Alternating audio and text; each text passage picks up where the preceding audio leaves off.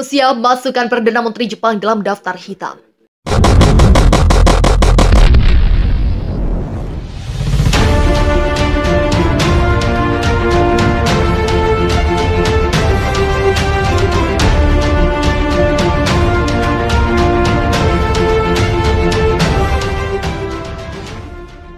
Perdana Menteri Jepang Fumio Kishida telah dimasukkan dalam daftar orang yang terkena sanksi yang dikeluarkan Kementerian Luar Negeri Rusia pada Rabu 4 Mei 2022.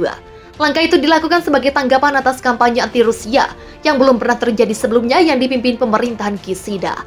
Moskow telah masukkan 63 pejabat dan tokoh masyarakat Jepang ke daftar hitam dengan Menteri Luar Negeri, Menteri Pertahanan, Menteri Keuangan, dan Kehakiman di antara mereka. Mereka semua dilarang memasuki Rusia. Kementerian Luar Negeri Rusia menyalahkan Tokyo atas retorika yang tidak dapat diterima terhadap Federasi Rusia, termasuk pencemaran nama baik dan ancaman langsung yang diulang tokoh masyarakat, pakar dan perwakilan media Jepang dan sepenuhnya menjadi sasaran bias Barat terhadap Moskow. Sejak Rusia meluncurkan operasi militernya di Ukraina pada akhir Februari, Jepang mendukung sanksi Barat yang dijatuhkan terhadap Moskow, termasuk membekukan aset individu Rusia, melarang impor barang-barang tertentu, dan menghapus impor batu bara yang mencakup sekitar 11% kebutuhan batu bara Jepang. Pada Maret, di tengah hubungan yang memburuk, Rusia mengakhiri ketentuan sejak 1991 yang memungkinkan warga negara Jepang mengunjungi Kepulauan Kuril tanpa visa dan telah memutuskan pembicaraan dengan Jepang untuk secara resmi mengakhiri Perang Dunia Kedua. Mengutip perilaku Tokyo yang secara terbuka tidak ramah, kedua negara tidak pernah secara resmi menandatangani perjanjian damai setelah Perang Dunia II karena perselisihan atas 4 pulau paling selatan di Kuril yang oleh Jepang disebut sebagai wilayah utara. Jepang baru-baru ini dibuat kebingungan atas permintaan Rusia yang harus membayar gas dengan menggunakan mata uang Rusia yakni rubel. Persyaratan ini diberikan Rusia kepada negara-negara yang telah menjatuhkan sanksi terhadap Moskow atas invasinya kepada Ukraina. Sebelumnya, Presiden Rusia Vladimir Putin mengatakan negara-negara yang tidak bersahabat akan terus menerima gas alam Rusia dalam volume dan harga yang ditetapkan dalam kontrak. Akan tetapi negara-negara tersebut harus membayar komoditas dalam mata uang nasional negara Rusia. Sebagaimana diketahui, negara-negara Asia yang mengimpor gas alam cair dari proyek Sakhalin 2 dan LNG Yamal Rusia selama ini, yakni Jepang, Korea Selatan, dan Taiwan. Menanggapi permintaan Putin tersebut, Menteri Keuangan Jepang Shunichi Suzuki mengatakan bahwa Tokyo saat ini sedang bingung dengan permintaan Rusia tersebut. Terus terang, kami belum sepenuhnya memahami tujuan dan bagaimana ini akan dilakukan. Pemerintah saat ini sedang berdiskusi dengan kementerian dan lembaga yang bertanggung jawab untuk menilai situasinya, kata Suzuki sebagaimana pikiran rakyat.com kutip dari RT.com, Minggu 27 Maret 2022. Diketahui menurut data Renitif Jepang adalah importir LNG Rusia terbesar di Asia dengan membeli 6,84 juta ton gas cair dari negara itu pada tahun 2021 lalu. Melihat Moskow yang serius memberikan hukuman terhadap negara-negara yang sempat menentang mereka, Suzuki mengatakan terkait memberikan sanksi lebih lanjut terhadap Moskow, Tokyo akan mempertimbangkan kemungkinan dampaknya terhadap ekonomi dan pasar keuangan Jepang. Sementara itu, Korea Selatan, importir LNG Rusia terbesar ketiga di Asia, mengatakan pihaknya berharap dapat melanjutkan impor. Komisi Jasa Keuangan Korea Selatan mengatakan akan melakukan apapun yang diperlukan untuk memfasilitasi perdagangan lebih lanjut dengan Rusia. Taiwan juga mengatakan sejauh ini tidak menerima kabar bahwa sistem pembayaran akan disesuaikan. Pengiriman gas negara yang akan datang dari Rusia akan jatuh tempo pada akhir bulan.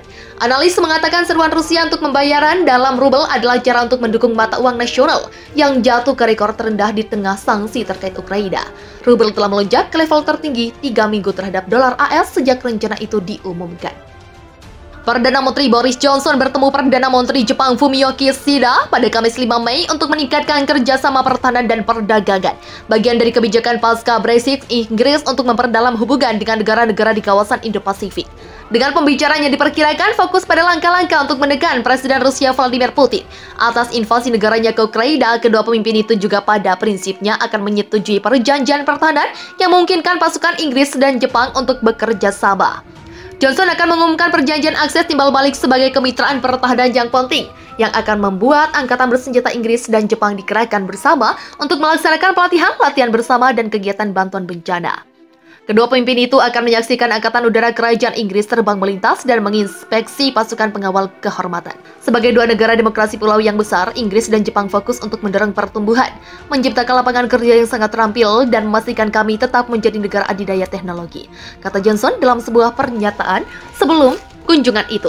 Kunjungan Perdana Menteri Kishida akan mempercepat hubungan erat pertahanan kami dan membangun kemitraan perdagangan kami untuk meningkatkan proyek infrastruktur besar di seluruh negeri mendukung agenda kami yang meningkat.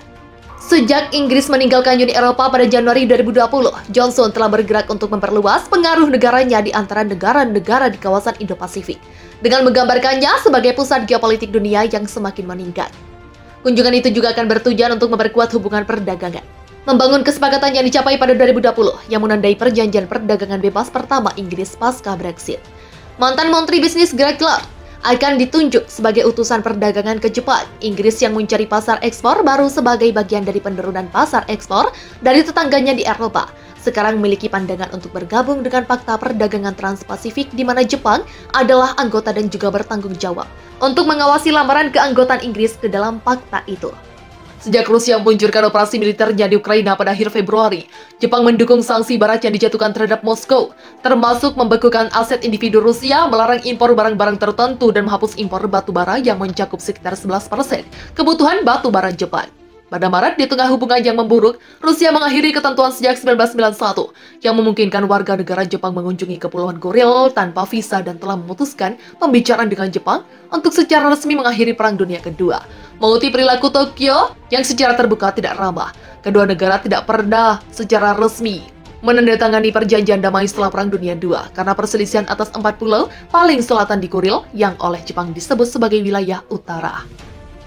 Jepang baru-baru ini dibuat kebingungan atas permintaan Rusia yang harus membayar gas dengan menggunakan mata uang Rusia yakni rubel. Persyaratan ini diberikan Rusia kepada negara-negara yang telah menjatuhkan sanksi terhadap Moskow atas invasinya kepada Ukraina.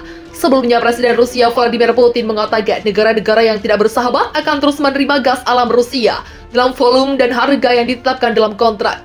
Akan tetapi negara-negara tersebut harus membayar komoditas dalam mata uang nasional negara Rusia. Sebagaimana diketahui negara-negara Asia yang mengimpor gas alam cair dari proyek Sakhalin II dan LNG Yamal Rusia selama ini, yakni Jepang, Korea Selatan, dan Taiwan.